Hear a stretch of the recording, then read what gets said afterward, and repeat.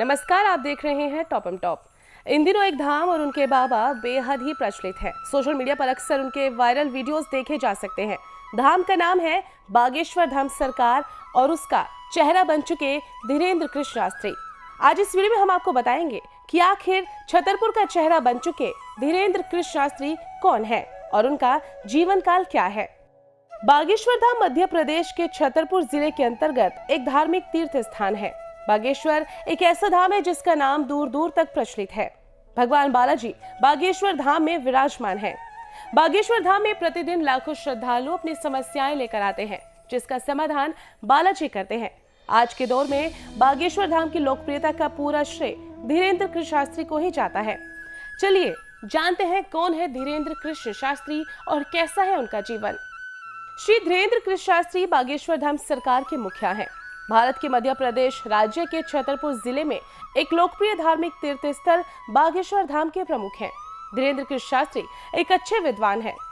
भगवत महापुराण के कथावाचक शास्त्री जी बिना बताए ही लोगों के मन की बात जान लेते हैं और उसका समाधान भी बताते हैं। इसके साथ ही वो सनातन धर्म का प्रचार प्रसार भी करते हैं और भगवान बालाजी की कृपा से वो लोगों के मन को जानते हैं। पंडित धीरेन्द्र कृष्ण शास्त्री का परिवार इस मंदिर से संबंधित है। पंडित धीरेन्द्र कृष्ण शास्त्री का जन्म 4 जुलाई 1996 को छतरपुर जिले के एक छोटे से गांव गढ़ा में हुआ था। उनका बचपन भी गढ़ा गांव में ही बीता है। बताया जाता है कि वो बचपन से ही धैर्यवान और दयालु थे। धीरेन्द्र कृष्ण शास्त्री के पिता का नाम राम कृपाल गर्ग है। उनकी माता का नाम सरोज गर्ग है। उनके दादा का नाम भगवान दास गर्ग है। पंडित धीरेन्द्र शास्त्री के दादा एक अच्छे विद्वान थे जो अखाड़े से जुड़े थे। पंडित धीरेन्द्र कृष्ण शास्त्री अपने दादा को अपना गुरु मानते थे। उन्होंने ही रामायण और भगवत गीता का अध्ययन करना उन्हें सिखाया था। इसके साथ ही शास्त्री जी की प्रारंभिक शिक्षा एक सरकारी स्कूल से हुई थी। उन्होंने गंज स्कूल से 12वीं तक की पढ़ाई की, जिसके बाद वो बीए प्राइवेट में दाखिला ले चुके थे। इसके बाद वो समाज सेवा और लोगों की सेवा में लग गए, जिसके कारण उन्होंने पढ़ाई छोड़ दी। शास्त्री ने 9 साल की उम्र से ही बालाजी सरकार की सेवा करना शुरू कर दिया था।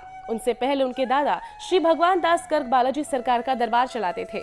महाराज अपने दादा के साथ रामायण और भगवत गीता का पाठ किया करते थे और धीरे धीरे 12 वर्ष की आयु से ही उन्होंने भगवान हनुमान जी की कृपा से भगवत गीता पर प्रवचन देना शुरू कर दिया।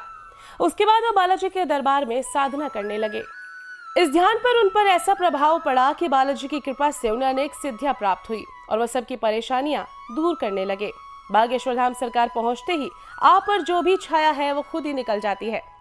इतना ही नहीं, बाबा जी को पता चल जाता है कि धाम में आने वाले प्रत्येक व्यक्ति के मन में क्या चल रहा है। इसके साथ ही वो उनके दुखों को दूर करने के उपाय भी बताते हैं।